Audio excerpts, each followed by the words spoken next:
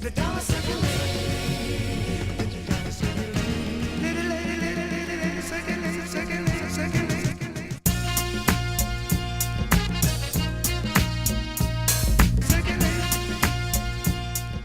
And to kick it off, I'd love you to give a big round of applause to Elvis Mitchell.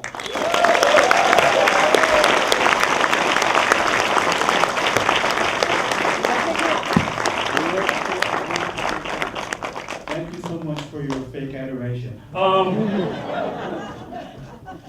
Listen, I'm so thrilled to be here with these guys. Let me introduce to you a pair of black people who won a Peabody Award, not for tragedy, but for comedy. Key and Peele.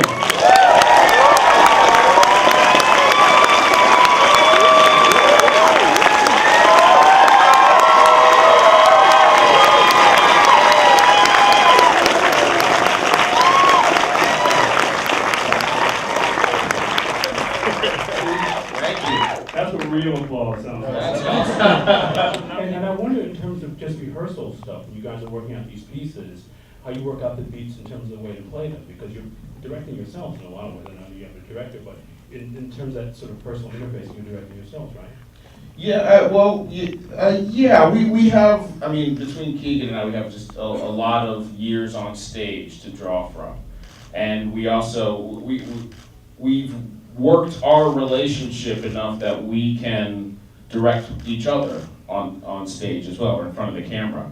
That isn't to say we don't take notes from our producer, our producers, our directors, really anybody. We value anybody who's watching opinion of what's going on, because that's, I think one of the things we want our show to do is to reach everybody, if possible. I think there's a lot of artists, a lot of artists in comedy who are awesome and rock stars, but maybe they have a perspective on, hey, this is my style, this is what makes me laugh. If you don't get it, it's not for you, you know. But I think for us, the equation has to include, well, did you get more people to laugh? Did you get the audience to laugh? Did you get everybody to laugh? That's funnier than if you got one person to laugh. I don't care how you look at it. So yeah, we value any opinion that comes in. And everybody around us shares our desire to do what Keegan was talking about, which is to ground the scene. That's, just like Keegan was saying, that's what showcases the joke of the scene. Because you end up watching a scene, you're like, okay, it's gonna come? Here it comes. What's it gonna be? What are they gonna go with? And then we go in, hopefully, a surprising direction.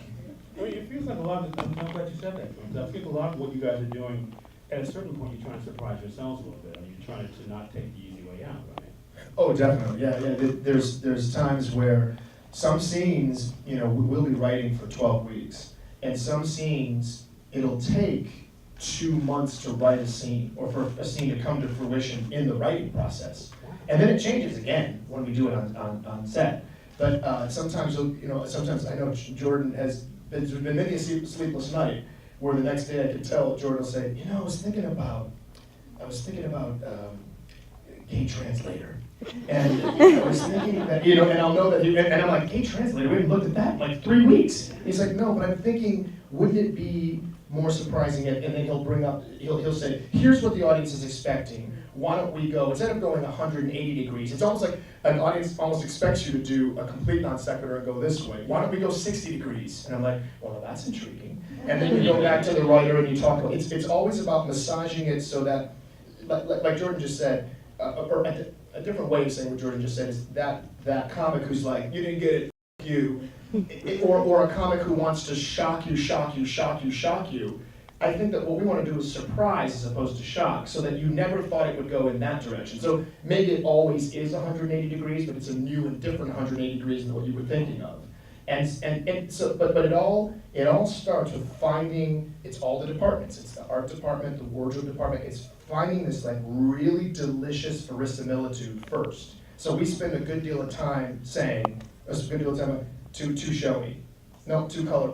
No, let's just when you, Jordan must use the phrase twice a day, 3 times a day, especially when we're on set. Yeah, but what would a regular person do in this situation? What would a regular person do?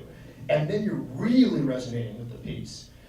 With that said, we do absurdist pieces, and sometimes pieces heighten so much. I mean, how many people do we kill per capita? we shoot and kill a lot of characters because the piece just goes da da da, and we don't know where to end it. It's like either we gotta kill the guy or aliens come down. I don't know what we're gonna do. It's one of the two. Let the dollar circulate.